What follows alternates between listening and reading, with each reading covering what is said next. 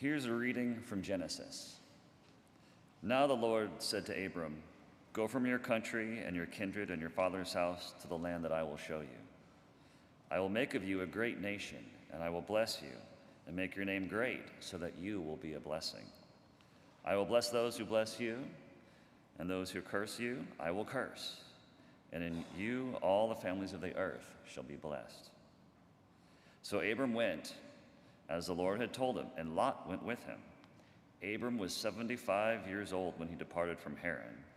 Abram took his wife Sarah and his brother's son Lot, and all the possessions that they had gathered, and the persons whom they had acquired in Haran, and they set forth to go to the land of Canaan.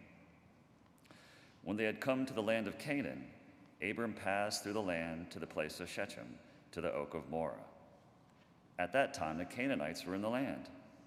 Then the Lord appeared to Abram and said, "To your offspring I will give this land." So he built there an altar to the Lord who had appeared to him. From there he moved on to the hill country on the east of Bethel and pitched his tent, with Bethel on the west and Ai on the east. And there he built an altar to the Lord and invoked the name of the Lord. And Abram journeyed on by stages toward the Negeb. That is the word of the Lord.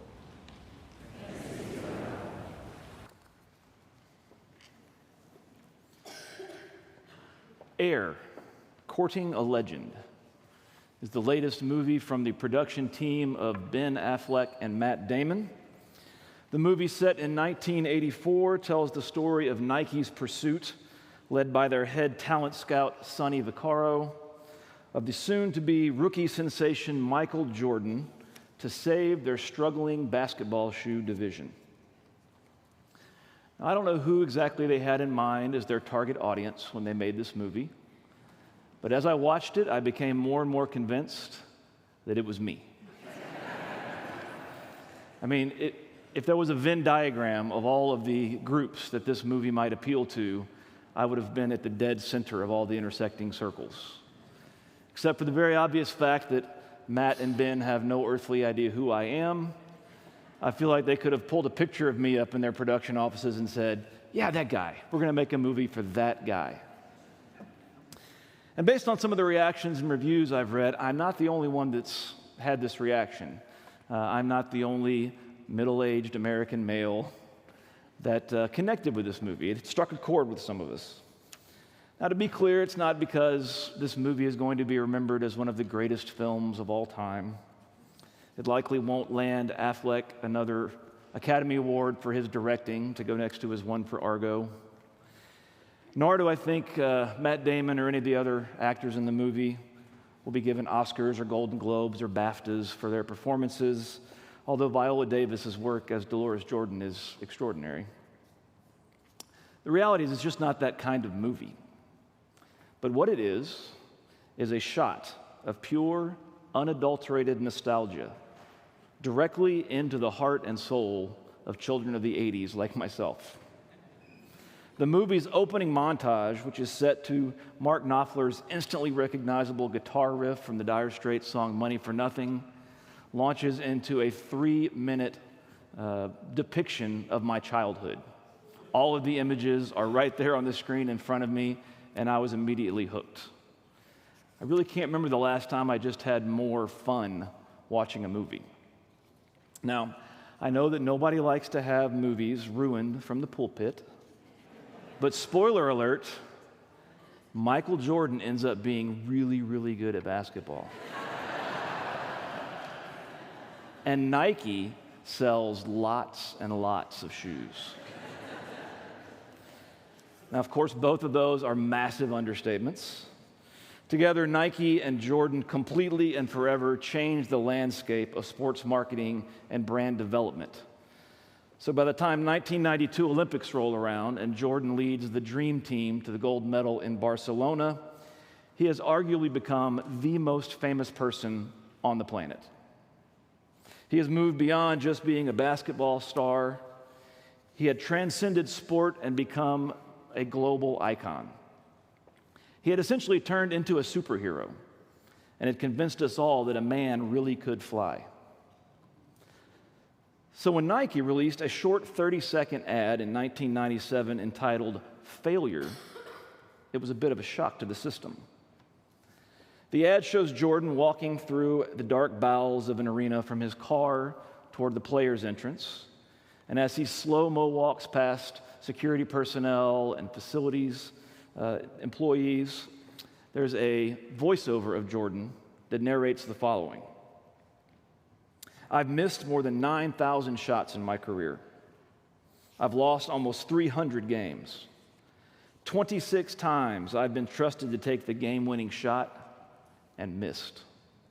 I have failed over and over and over again in my life, and that is why I succeed."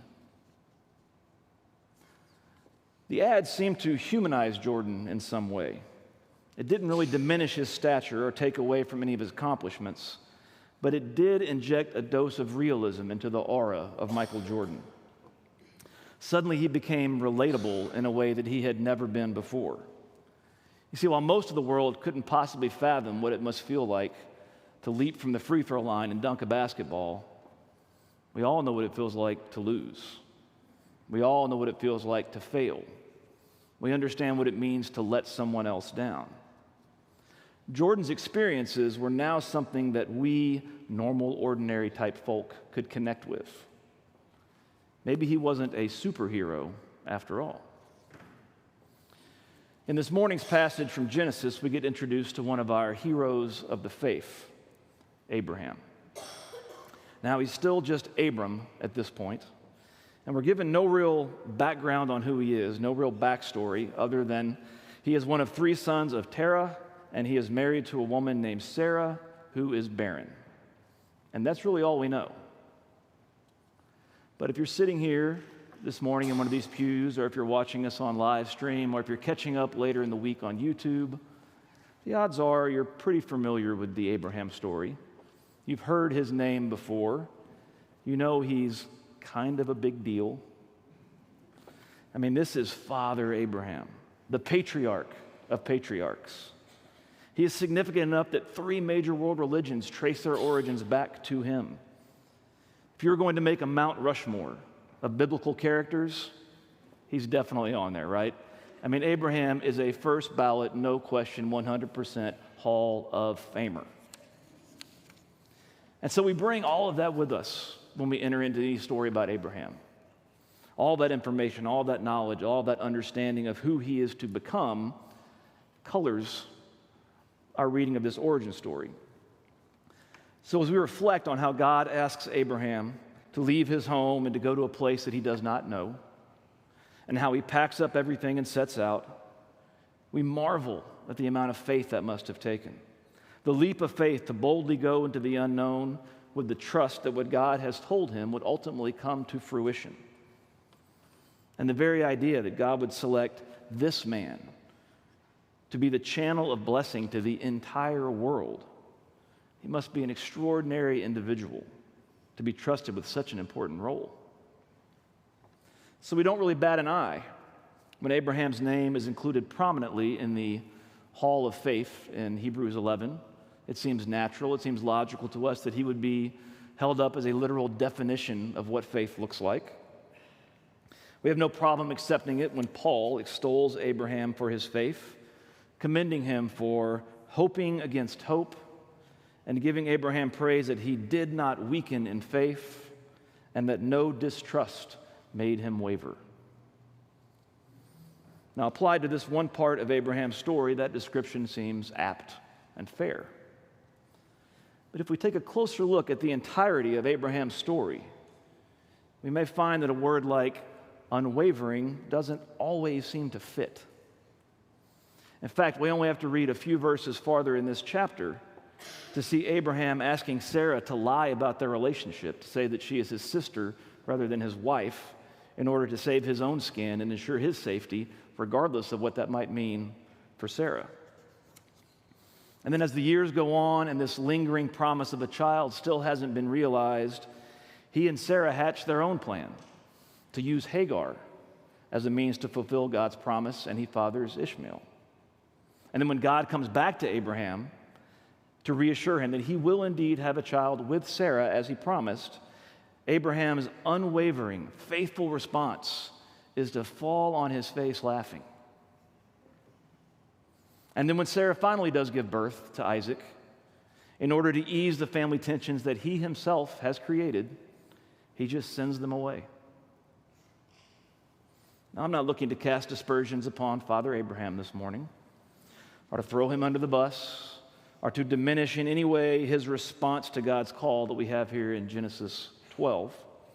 Nor am I looking to pick a fight with Paul or any of the other New Testament writers who hold Abraham up as a paragon of faith. But I am suggesting that when Abraham's life is looked at in its entirety, there seems to be some moments of wavering. And then, of course, the one time that we might like Abraham to waver a bit, where we would like him to maybe pause and think about things, he just proceeds straight ahead to sacrifice Isaac until God intervenes at the last second. So does any of this mean that we have to reconsider whether or not Abraham is worthy to be called a man of great faith? Or does it simply mean that we need to reconsider or maybe recalibrate our understanding of what it means to be a person of faith? Is the unwavering standard necessary? Is it even possible? Are we allowed to have questions and still be a person of faith? Are we allowed to wonder? Are we allowed to doubt? Are we allowed to fail? Mike Yaconelli was a writer, theologian, church leader, and satirist. He was also kind of a youth ministry guru, as he served as one of the co-founders of Youth Specialties, an organization devoted to equipping and training youth workers. He begins his book, Messy Spirituality, God's Annoying Love for Imperfect People, like this. My life is a mess. After 45 years of trying to follow Jesus, I keep losing him in the crowded busyness of my life. I know Jesus is there somewhere, but it's difficult to make him out in the haze of everyday life. For as long as I can remember, I have wanted to be a godly person. Yet when I look at the yesterdays of my life, what I see mostly is a broken, irregular path littered with mistakes and failure. I've had temporary successes and isolated moments of closeness to God, but most of the moments of my life seem hopelessly tangled in a web of obligations and distractions. I want to be a good person. I don't want to fail. I want to learn from my mistakes. I want desperately to know God better, and I want to be consistent. Right now, the only consistency in my life is my inconsistency. Who I want to be and who I am are not very close together. I want to have more victories than defeats. Yet here I am almost 60, and I fail on a regular basis. I've been trying to follow Christ most of my life, and the best I can do is a stumbling, bumbling, clumsy kind of following. I wake up most days with the humiliating awareness that I have no clue where Jesus is. Even though I'm a minister, even though I think about Jesus every day, my following is meandering. I don't know about you, but I can relate to that. And it actually gives me hope. You see, being a person of faith doesn't mean that you're perfect. It doesn't mean that you don't make mistakes. It doesn't mean that you don't have moments of doubt. Doubts about who you are. Doubts about who God is. If God is. Failure, questions, doubts, wavering. These things don't disqualify us from being called people of faith. In fact, I would argue that they are exactly what makes us people of faith. Doubt and faith need each other. They are dance partners that work together. Sometimes one may take the lead from the other, but they never separate. They are always held together in a necessary tension. Faith grows out of our doubt. Doubt only helps to make our faith stronger.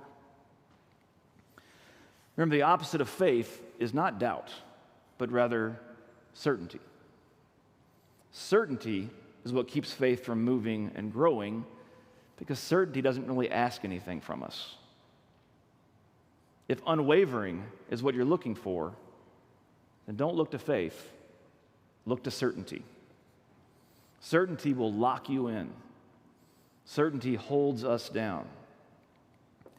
Especially when what we are certain of is that we are somehow not worthy of God's trust or God's love. Or when we are certain that we are somehow not enough to be used by God. Or when we are certain that some people should be included and some people should be left out. When we are certain that we must hold tight to what is ours because, after all, there's only so much to go around. When we are certain that our way of thinking is the right way and somebody else's is the wrong. When we are certain that the way things are is just the way things have to be because we are certain that we don't have a part to play in bringing about God's kingdom here on earth as it is in heaven.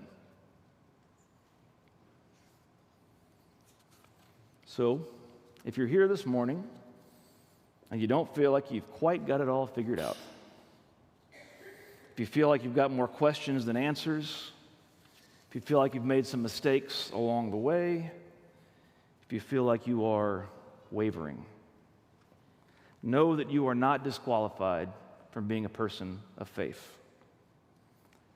In fact, you're in pretty good company. Because over and over again in the pages of Scripture and throughout the pages of history, those are just the kind of people that God has used over and over and over again. We have a motto in the Wilshire student ministry that we use to define ourselves and identify who we are as a group. And it is this: we are a collection of pilgrims, ragamuffins, and other peculiar treasures. And by identifying ourselves in this way, we acknowledge that as we travel through life together, pilgrims, none of us have got it all figured out. We've all got our rough edges, ragamuffins. But we all bring something unique to the group that is valuable and of great worth. Peculiar treasures. You may never feel perfect, but you should always feel loved. That is what I hope for you above all else. The church should not be a place to come and feel bad about the ways that you have failed, but a place to come and know that you are loved just as you are, and that is enough. So come. Come with your failures, come with your flaws, come with your doubts, come with your uncertainty, come with your fears. Bring it all with you and keep showing up, because that is what it means to be a person of faith. Amen.